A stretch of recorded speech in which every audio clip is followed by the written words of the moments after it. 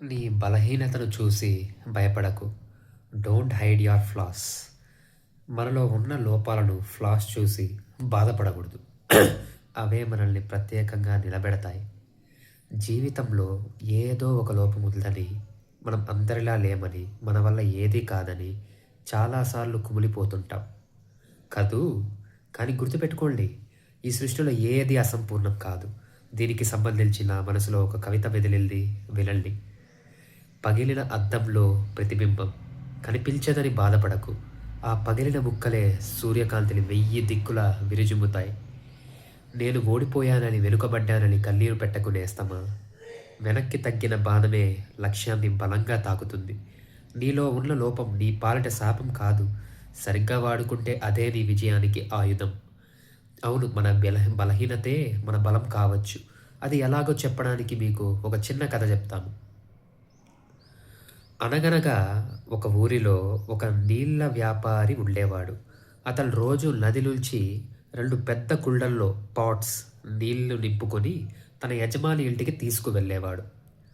ఆ 2 కుండల్లో ఒకటి చాలా బాగుండేది, దృఢంగా ఉండేది. కానీ రెండో కుండకి ఒక పక్కన చిన్న పగులు క్రాక్ ఉండేది.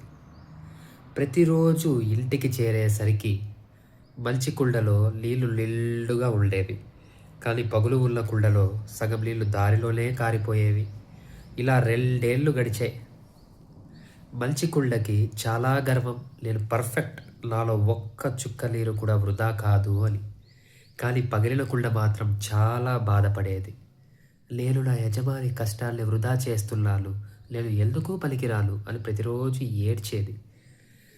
ఒకరోజు ఆ పగిలిన కుండ తట్టుకోలేక యజమానితో ఇలా అంది, నన్ను క్షమించండి.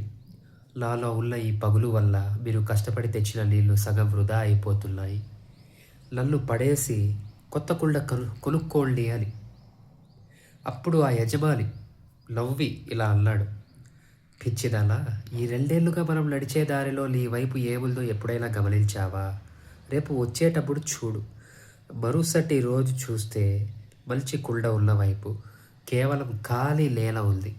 కానీ పగిలిన కుండ వైపు దారి పొడవునా అందమైన రంగురంగుల పూల మొక్కలు పెరిగాయి. యజమాని అన్నాడు, నీకు పగులు ఉందని నాకు ముందే తెలుసు. అందుకే నీ వైపున నేను పూల విత్తనాలు చల్లాను. రోజు నువ్వు కార్చిన నీళ్ళతో అవి పెరిగి ఈరోజు దారిని ఇంత అందంగా మార్చాయి. ఆ పూలతోనే నేను దేవుణ్ణి పూజిస్తున్నాను. నువ్వు ఇలా లేకపోతే ఇంత అందం పుట్టేదే కాదు కదా. ఇక్కడ చూసారా, ఆ కుండ తన పగులుని చూసి లోపమనుకుంది. కానీ యజమాని దాన్ని ఒక అవకాశంగా మార్చాడు. మన జీవితం కూడా అంతే ఫ్రెండ్స్. ఎవరికి పర్ఫెక్ట్ లైఫ్ ఉండదు. కొందరికి చదువు రాకపోవచ్చు, కానీ వాళ్ళలో అద్భుతమైన క్రియేటివిటీ ఉండొచ్చు.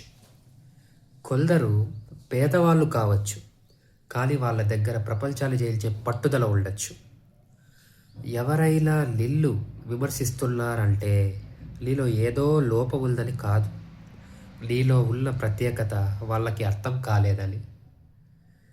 నీకు ఉన్న లోపాన్ని, వీక్నెస్ దాచుకోకు, సిగ్గుపడకు, దాన్ని అంగీకరించు. ఆ లోపాన్ని ఎలా వాడుకోవాలో ఆలోచించు. పగిలిన కుండ వల్ల పూలు పూసినట్లు నీ కష్టాల నుంచే నీ విజయం కూడా పుడుతుంది. ఈ కథ మీకు నచ్చితే మీలో ఉన్న బలమేంటో కింద కామెంట్ చేయండి. ఇలాంటి మోటివేషనల్ స్టోరీస్ కోసం మన రీలీ కోట్స్ని సబ్స్క్రైబ్ చేసుకోండి. ధన్యవాదములు.